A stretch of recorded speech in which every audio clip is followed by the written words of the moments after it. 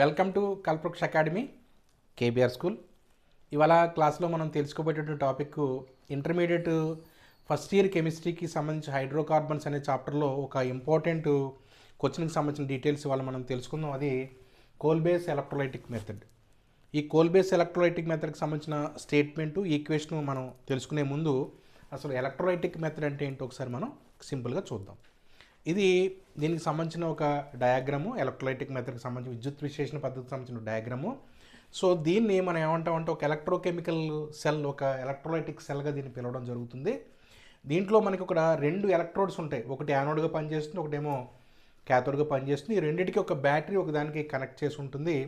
దీంట్లో ఒక ఎలక్ట్రోలైటిక్ ఒక మెటీరియల్, ఒక ఎలక్ట్రోలైట్ని ఒక దాన్ని తీసుకోవడం జరుగుతుంది. ఒక జలద్రావణ యాక్యూస్ సొల్యూషన్ ఒక దాన్ని తీసుకోవడం జరుగుతుంది. కావాల్సినటువంటి ఒక మెటీరియల్కి సంబంధించి ఏ పదార్థం అయితే తయారు చేయాలనుకో దానికి రిలవెంట్గా ఉండేటటువంటి వాటిని తీసుకోవడం జరుగుతుంది.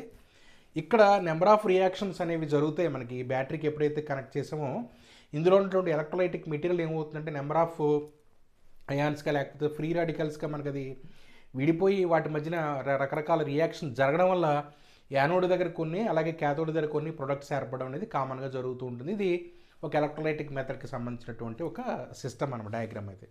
ఇప్పుడు కోల్ బేస్ ఎలక్ట్రోలైటిక్ మెథడ్కి సంబంధించిన స్టేట్మెంట్ ఏంటో ఒకసారి మనం చూద్దాం.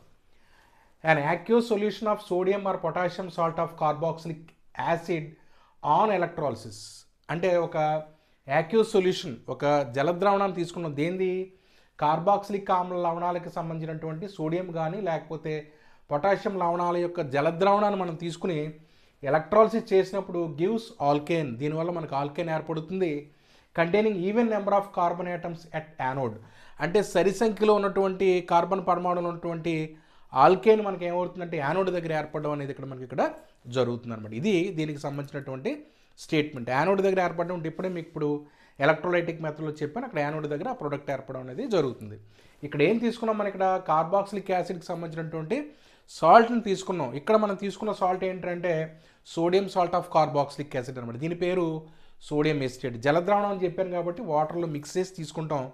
ఈ రెండింటిని మనం తీసుకున్నాం. 2 moles ఆఫ్ ఇక్కడ మనకి ఇక్కడ సోడియం ఎస్టేట్ తీసుకున్నాం, అలాగే 2 moles ఆఫ్ వాటర్ని తీసుకుని మనం ఏం చేసాం? ఎలక్ట్రాలిసిస్ చేసాం. చేసినప్పుడు మనకి ఇప్పుడే చెప్పాను, మనకి యానోడ్ దగ్గర కొన్ని, క్యాథోడ్ దగ్గర కొన్ని ఏర్పడతాయని చెప్పాను. అలాగే యానోడ్ దగ్గర కొన్ని ప్రొడక్ట్స్, అలాగే క్యాథోడ్ దగ్గర కొన్ని ప్రొడక్ట్స్ ఏర్పడడం అనేది జరుగుతుంది. ఇక్కడ ఉండే ఆల్కేన్ ఎక్కడ ఏర్పడింది? మనకి యానోడ్ దగ్గర కాబట్టి ఇదిగో మనకి ఇక్కడ ఈ ప్రొడక్ట్ ఆల్కేన్ అనేది మనకి ఇక్కడ ఈథేన్ అనేది మనకి ఇక్కడ యానోడ్ దగ్గర ఏర్పడింది. ఇంకా అడిషనల్గా మనకి కార్బన్ డైఆక్సైడ్ ఇక్కడ, అలాగే హైడ్రోజన్, సోడియం హైడ్రాక్సైడ్ క్యాథోడ్ దగ్గర ఏర్పడడం అనేది జరిగిందనమాట.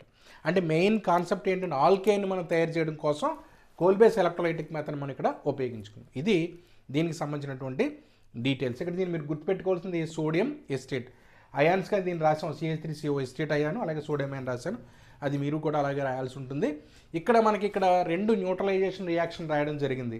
ఒకటి ఎసిటిక్ యాసిడ్, రెండోది సోడియం హైడ్రాక్సైడ్. ఒకటి ఇక్కడ సోడియం ఎసిటిక్ యాసిడ్, రెండోది పొటాషియం హైడ్రాక్సైడ్ తీసుకుని రెండు న్యూట్రలైజేషన్ రియాక్షన్స్, తటస్థీకరణ చర్యలు. తటస్థీకరణ చర్య అంటే ఒక సాల్ట్ ఏర్పడుతుంది, ఒక వాటర్ ఏర్పడుతుంది. ఇక్కడ సోడియం హైడ్రాక్సైడ్తో తీసుకున్నప్పుడు sodium salt of carboxylic acid, అలాగే పొటాషియం తీసుకున్నప్పుడు potassium salt of carboxylic acid ఏర్పడింది. దీని పేరు సోడియం ఎస్టేట్, దీని పేరు పొటాషియం ఎస్టేట్. ఈ రెండిట్లో ఏది తీసుకున్నా సరే మాత్రం మనం చేయొచ్చు. మనం తీసుకున్నది సోడియం ఎస్టేట్ మనకి తీసుకోవడం జరిగింది, వాటర్ ఏర్పడింది అనమాట. ఇక్కడ మనం తీసుకున్న మెటీరియల్ ఏంటంటే మన ఎలక్ట్రోలైటిక్ మెథడ్లో sodium salt of carboxylic acid అని సోడియం ఎస్టేట్ని తీసుకోవడం జరిగిందనమాట. ఇక్కడ 2 moles ఆఫ్ సోడియం ఎస్టేట్ని తీసుకున్నాం, అలాగే 2 moles ఆఫ్ వాటర్ని తీసుకున్నాం. కాబట్టి ఈ రెండింటి మధ్యన ఇక్కడ నెంబర్ ఆఫ్ రియాక్షన్ జరుగుతాయని చెప్పాను. స్వేచ్ఛ ప్రాతిపదికలు ఏర్పడినాయి ఇక్కడ మనకి. అంటే ఇక్కడ రెండు ఆల్కైల్ గ్రూప్ ఫ్రీ రాడికల్స్ అనేవి మనకి ఇక్కడ రెండు మనకి కప్లింగ్ జరగడం వల్ల మనకి ఏమైందంటే ఈథేన్ ఏర్పడింది. ఇక్కడ COO రెండిట్లో ఉన్నటువంటి COO గ్రూప్స్ అనేవి డీకార్బోక్సిలేషన్ జరగడం వల్ల కార్బన్ డైఆక్సైడ్ రిలీజ్ అయింది. ఈ రెండు హైడ్రోజన్ రాడికల్స్ వల్ల మనకి ఫ్రీ రాడికల్స్ వల్ల మనకి ఏమైందంటే హైడ్రోజన్ ఏర్పడింది.